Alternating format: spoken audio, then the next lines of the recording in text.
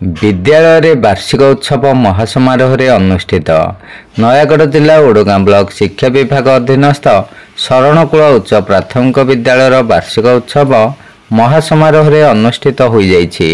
विद्यालय परिचालना कमिटीर सभापति प्रदीप्त कुमार चौधरी अध्यक्षतार अनुष्ठित उत्सव में मुख्य अतिथि भाव में शिक्षाविद कवि और सांबादिक दीनबंधु महापात्र, मुख्य वक्ता सीआरसीसी गोदावरी बसंतिया जोग देइथिले। अतिथि मानक द्वारा प्रभु जगन्नाथ निकटरे पुष्प दीप धूप दे आनुष्ठानिक भाव में उद्घाटन करा जाइथिला।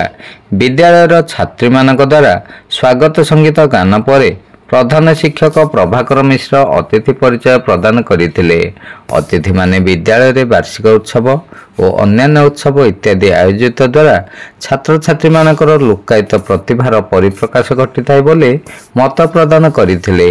क्रीड़ा प्रतियोगिता और बौद्धिक ज्ञानर विभिन्न प्रतियोगितार अंशग्रहण करिथिबा छात्र छात्री मानक मध्यरु श्रेष्ठ प्रथम द्वितीय और तृतीय स्थान अधिकार करथिबा प्रतियोगी मानक अतिथि माने प्रशंसा पत्र ट्रॉफी और शिक्षण सामग्री प्रदान करथिले। विद्यालयर शिक्षयित्री निरुपमा साहू द्वारा प्रायोजित और निर्देशित क्षुद्र नाटक और संगीत रूपक कार्यक्रम को छात्र छात्री माने परिवेषण करी उपस्थित छात्राभिभाव और दर्शक मान को मंत्रमुग्ध करी रखिथिले।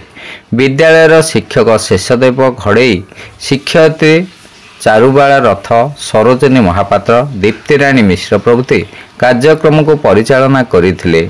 उपस्थित समस्त छात्र छात्री छात्राभिभाव विद्यालय परिचालना कमिटी सदस्य और सदस्य समस्ते मध्याह्न भोजन कार्यक्रम में अंशग्रहण करथिले।